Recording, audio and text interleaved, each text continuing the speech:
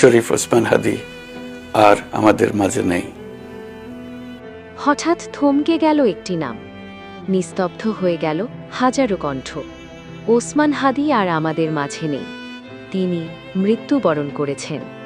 ইন্না লিল্লাহি ওয়া ইন্না ইলাইহি রাজিউন। কয়েকদিন আগে ঢাকার ব্যস্ত রাজপথে এক নৃশংস হামলায় গুরুতর আহত হন ওসমান হাদি। রক্তাক্ত অবস্থায় তাকে নেওয়া হয় ঢাকা মেডিকেলে। অবস্থা আশঙ্কাজনক হওয়ায় উন্নত চিকিৎসার জন্য পাঠানো হয় সিঙ্গাপুরে। সিঙ্গাপুরে চিকিৎসাধীন অবস্থায় তিনি মৃত্যুবরণ করেছেন। চলছিল জীবন মৃত্যুর লড়াই, কিন্তু শেষ পর্যন্ত সব চেষ্টা ব্যর্থ করে দিয়ে আজ তিনি শেষ নিঃশ্বাস ত্যাগ করেন।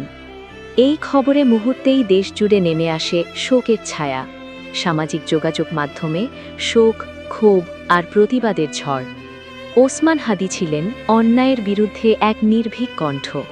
তিনি কথা বলতেন সাধারণ মানুষের হয়ে, তিনি ভয় পেতেন না। আজ সেই কণ্ঠই চিরতরে থেমে গেল। তার মৃত্যু শুধু একটি প্রাণহানি নয়, এটি একটি আদর্শের ক্ষতি, একটি প্রতিবাদের স্তব্ধ হয়ে যাওয়া। আমরা মরহুম ওসমান হাদির আত্মার মাগফিরাত কামনা করছি এবং তার শোকসন্তপ্ত পরিবারের প্রতি গভীর সমবেদনা জানাচ্ছি। আল্লাহ তাকে জান্নাতুল ফেরদৌস নসিব করুন, আমিন।